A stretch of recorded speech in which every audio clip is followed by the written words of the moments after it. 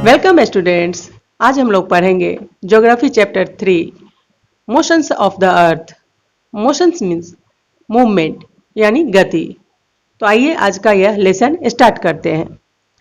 बहुत समय पहले तक लोगों का मानना था कि पृथ्वी स्थिर है और अन्य हेवनली बॉडीज यानी स्वर्गीय पिंड उसके चारों ओर चक्कर लगाते हैं। अब हम जानते हैं कि अर्थ केवल हमें ऐसा दिखाई देती है, वास्तव में यह वेस्ट टू ईस्ट अपने एक्सिस या धुरी पर घूमती है। हम ये इसलिए जानते हैं क्योंकि सूर्य प्रतिदिन ईस्ट टू वेस्ट की ओर मूवमेंट करता आकाश में नजर आता है। चलती ट्रेन में पेड़, टेलीफोन के खंभे आदि अपोजिट डायरेक्शन में तेजी से चलते हुए दिखाई देते हैं, परंतु वास्तव में यह ट्रेन है जो चलती है, वस्तुएं नहीं। उसी तरह यह अर्थ है जो चलती है, सूर्य नहीं। अपनी एक्सिस के चारों ओर पृथ्वी के इस मूवमेंट या गति को रोटेशन या घूर्णन कहा जाता है। अर्थ एक फिक्स्ड पाथ पर सूर्य की चारों ओर चक्कर लगाती है या परिक्रमा करती है, जिसे उसकी ऑर्बिट या कक्षा कहा जाता है। सूर्य के चारों ओर अर्थ के इस सेकेंड मूवमेंट को रिवॉल्यूशन कहा जाता है। अर्थ की एक्सिस जो नॉर्थ और साउथ पोल्स को मिलाने वाली एक इमेजिनरी लाइन या काल्पनिक रेखा है जो वर्टिकल नहीं है, यह झुकी हुई है और अर्थ की ऑर्बिट प्लेन के साथ 66.5 डिग्री का एंगल बनाती है। इसे अर्थ एक्सिस के इंक्लिनेशन के रूप में जाना जाता है। यह इंक्लिनेशन या झुकाव हमेशा एक ही डायरेक्शन में रहता है। रोटेशन यानी घूर्णन। अर्थ के अपनी एक्सिस पर चारों ओर घूमने की इस प्रक्रिया को घूर्णन या रोटेशन कहा जाता है। अर्थ की एक्सिस एक इमेजिनरी लाइन है जो पृथ्वी के सेंटर से गुजरने वाली नॉर्थ और साउथ पोल्स को जोड़ती है। अर्थ 24 आवर्स में या एक दिन में अपना एक चक्कर पूरा करती है। अर्थ की ऑर्बिट अंडाकार है यानी इलिप्टिकल है। पृथ्वी की धुरी या एक्सिस का यह झुकाव दिन और रात की लंबाई में डिफरेंसेस के लिए जिम्मेदार है और इसी झुकाव के कारण सीजनल डिफरेंसेस भी होते हैं। यदि अर्थ एक्सिस वर्टिकल होती तो दिन और रात भी बराबर होते, यानी 12 घंटे का दिन और 12 घंटे की रात। ऋतुओं में भी कोई परिवर्तन नहीं होता। Day and night. अर्थ के रोटेशन के कारण दिन और रात होते हैं। रोटेशन अर्थ को 2 इक्वल पार्ट में डिवाइड करती है, आधे में अंधेरा और आधे पार्ट में प्रकाश। इसलिए सूर्य के सामने वाले भाग में सूर्य की रोशनी सीधी पड़ती है और यहाँ दिन होता है, जबकि अर्थ के अपोजिट साइड में अंधेरा होता है और यहाँ रात होती है। अर्थ के रोटेशन के कारण गर्मी, प्रकाश और अंधेरा होता है। दिन और रात में होने वाली इस डिफरेंसेस से अर्थ पर टेम्परेचर में बदलाव होता है। दिन में टेम्परेचर में वृद्धि और रात में टेम्परेचर में कमी होती है। Revolution of the earth. एक फिक्स्ड इलिप्टिकल ऑर्बिट में सूर्य के चारों ओर अर्थ के मूवमेंट को रिवॉल्यूशन कहते हैं। अर्थ 365 दिन और 6 घंटे में सूर्य का एक चक्कर पूरा करती है, जबकि 365 दिन एक पूरा वर्ष बनाते हैं।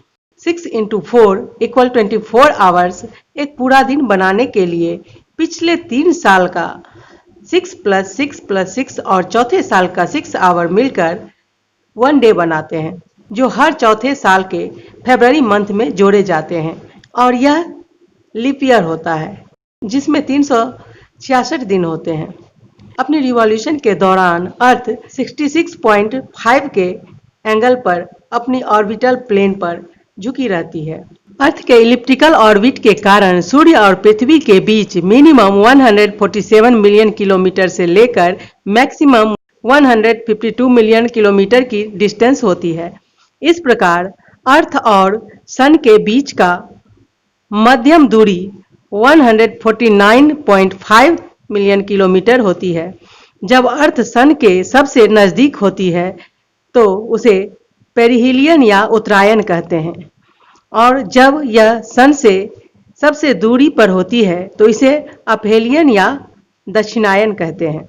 The phenomenon of seasons. एक वर्ष को आमतौर पर 4 मौसमों में डिवाइड किया जाता है: spring season, summer season, autumn season और विंटर सीजन।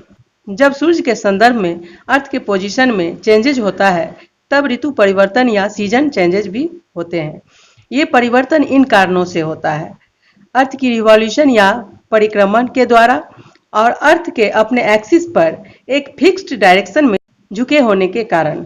समर सोल्स्टाइस, ग्रीष्मकालीन संक्रांति। 21 जून को सूर्य की किरणें ट्रॉपिक ऑफ कैंसर यानी 23.5 डिग्री नॉर्थ पर वर्टिकली पड़ती है, क्योंकि नॉर्थ पोल सूर्य की ओर झुका रहता है और साउथ पोल सूर्य से दूर रहता है। नॉर्दर्न हेमिस्फीयर का एक बड़ा भाग सूर्य की गर्मी और रोशनी पाता है, इसलिए इस समय इक्वेटर के नॉर्थ प्लेसेस में गर्मी का मौसम होता है। 21 जून को दिन सबसे बड़ा और रात सबसे छोटी होती है इन स्थानों में। सदर्न हेमिस्फीयर में ये सारी गतिविधियां ठीक विपरीत होती हैं। सदर्न हेमिस्फीयर में इस समय विंटर सीजन होता है और रातें लंबी होती है दिन की अपेक्षा।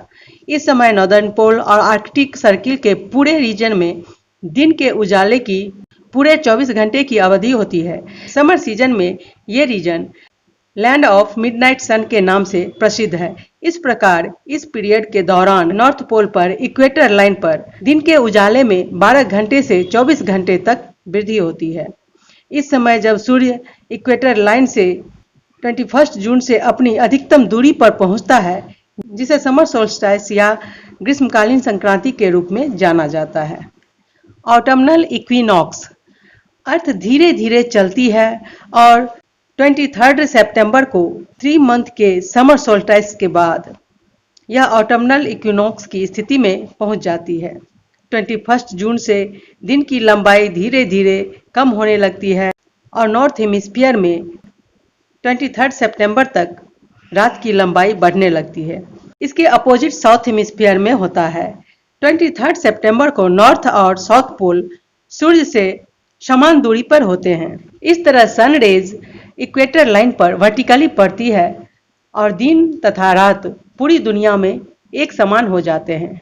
नॉर्थ हेमिस्फीयर में इस पीरियड को ऑटम सीजन या शरद ऋतु के नाम से जाना जाता है और साउथ हेमिस्फीयर में इसे स्प्रिंग सीजन या बसंत ऋतु कहा जाता है। विंटर सोल्स्टाइस या शीत संक्रांति।